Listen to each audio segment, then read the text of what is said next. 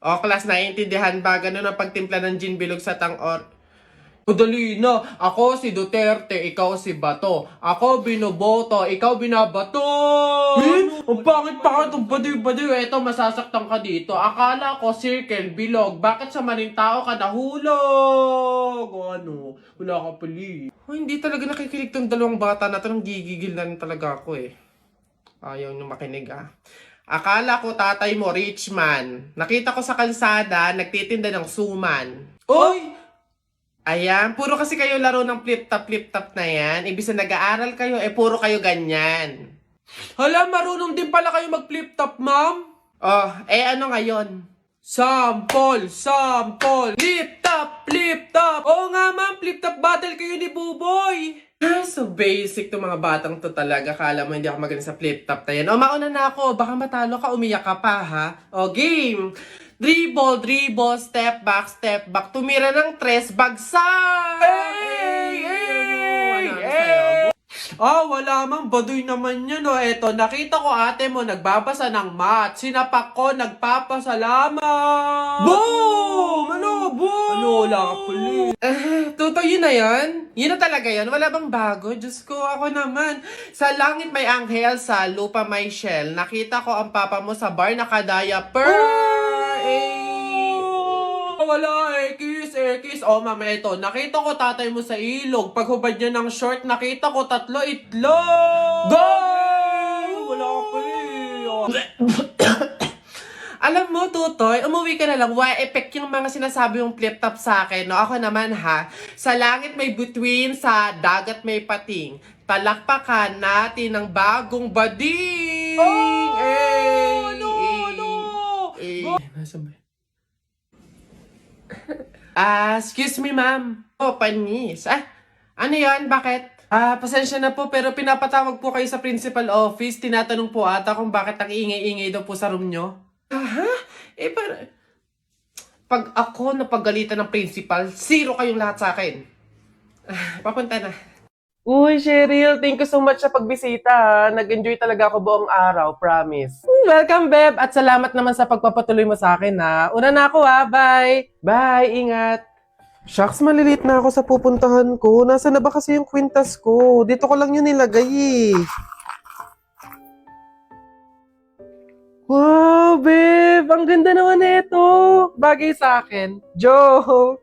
Over naman sa judge. Ba't naman niya kukunin yun, di ba? Tsaka friend ko yun eh. Bala na nga. Di ba? Feeling ko nga magjowa na sila eh. Tingin mo. Siguro. Babe, pabantay nga muna nitong bag ko. CR lang ako. Go, babe. I'm here na. Babe, punta na ako dun sa may counter. Magbabayad na ako. Ikaw ba? Una ka na, babe. Sunod ako. Teka, nasan yung cash ko? May cash akong dala.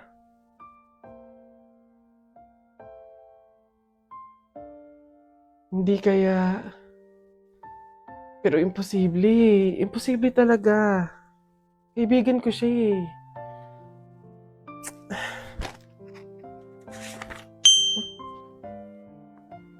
Ay, ang ganda naman ng frene ko! In fairness. Teka. Kwintas ko ba to? Hello, Cheryl? Nakita ko kasi yung story mo eh. Huwag kang magagalit ha, pero umamin ka nga sa akin. Kwintas ko ba yung suot mo? Babe, sorry ah. Siguro baka naiinggit lang ako kasi meron kang mga bagay na hindi ko mabili. Yung kwintas na kinuha ko sa'yo, ganong kwintas kasi yung gusto kong regalo sa nanay ko eh. Kaso nga lang mahal, kaya hindi ko mabili.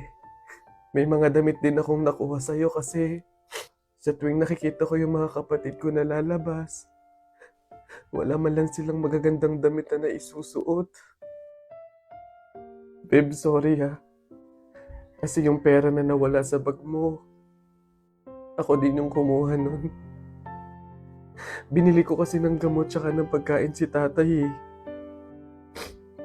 Kasi noong mga panahon na yun, nasa hospital siya. Isang linggo na kasi siyang may sakit. Babe naman, sana nanghingi ka na lang or nanghiram. Babe, tutulungan naman kita hanggat sa kaya ko eh. Kasi kaibigan kita. Babe, wala talaga akong mukhang maiiharap sa'yo. At wala akong ibang masabi kundi patawad. Kasi sa kabila ng pagkakaibigan natin nagawa ko pa yun sa'yo. Pero nangangako ako na kapag ako nakaluwag-luwag, maiibalik ko din lahat yun sa'yo. Alam mo, ang hirap naman talaga ilaban ng buhay tsaka ng mundo eh. Ang daming mga kasamaan, pagsubok, kahirapan. Darating talaga sa punto na idadapa ka ng mga yun. Pero sa kabila ng yun, kahit hindi na natin alam yung gagawin natin, piliin pa din nating lumaban ng patas. Magpakabuti kahit hirap na tayo sa pagdadala ng buhay. Masaya sa pakiramdam yung ganun eh. Basta lagi nating tandaan na walang masama sa paghihintay. May kapanahunan lahat ng hinihiling natin.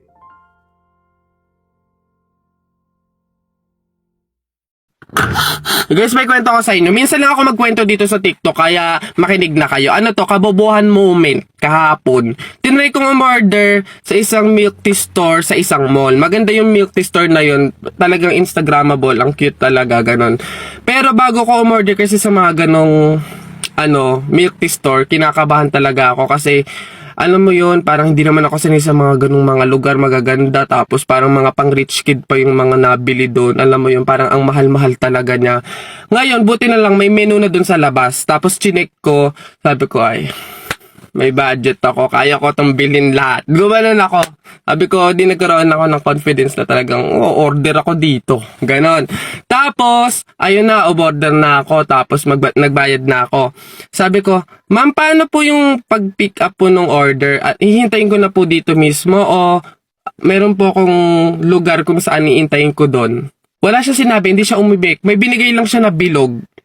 As in, bilog na parang laruan, na hindi ko alam kung ano yon.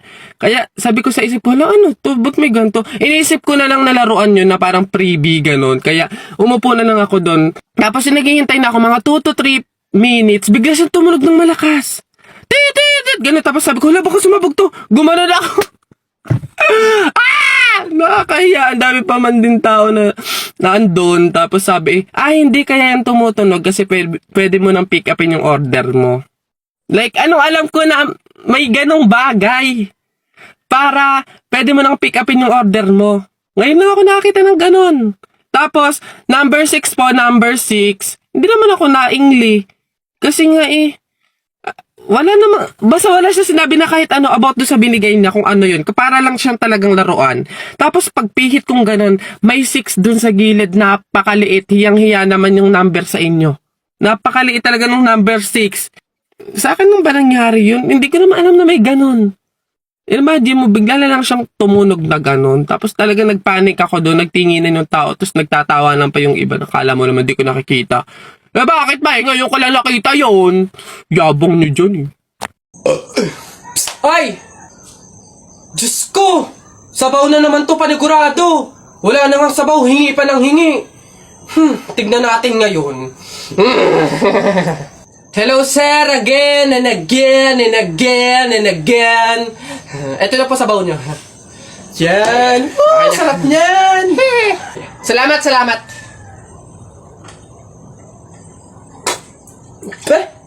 Hoy! Ay sir, bakit? Hoy, ano to? Tubig to, hindi to sabaw. Ay sir, alam ko. Ang usapan kasi, sabaw. Hindi klase ng sabaw. Aba, bastos to. Palitan mo to. Sasabi ko sa'yo, palitan mo to.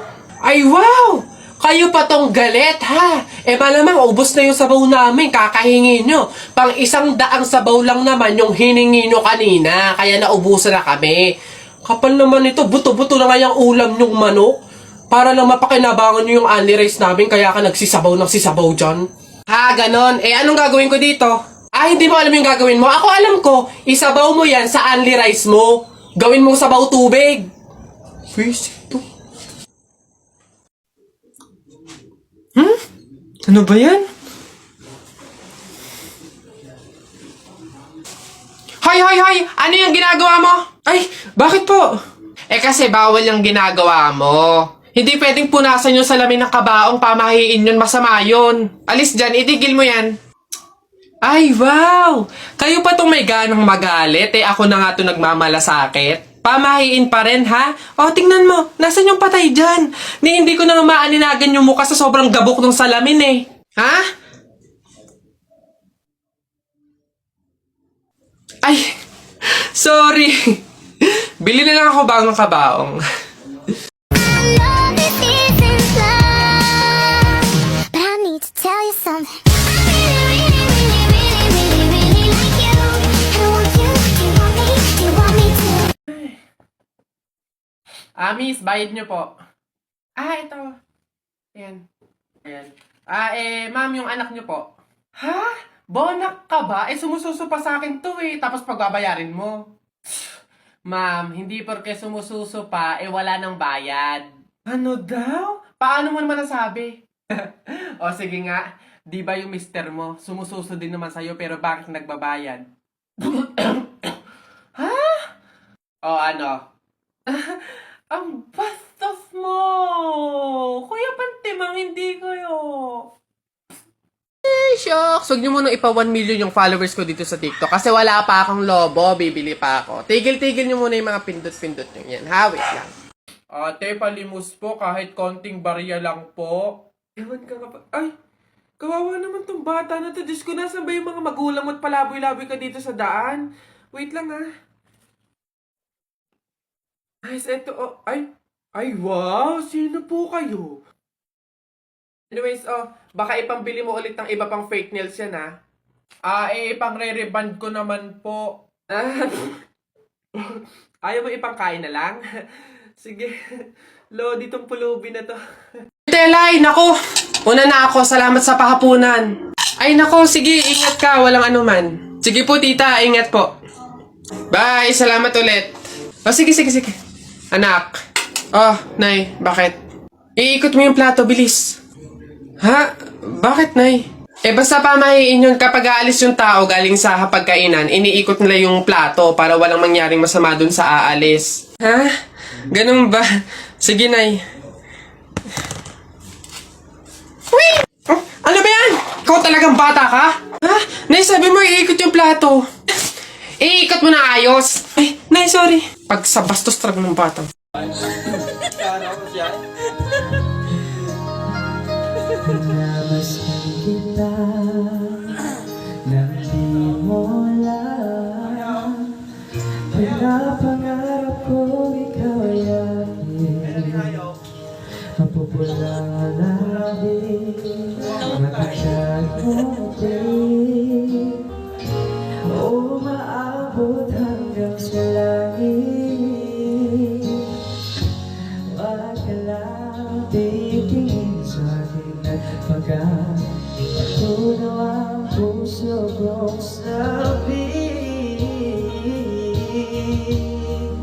Sa iyong bibig ako'y nahuhumaling, at sa tuwing ikaw ay gagalaw, ang mundo ko'y tumitigil.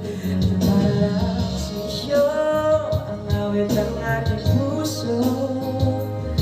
Sana'y mapansin mo rin ang iyong pag-ibig. Wala na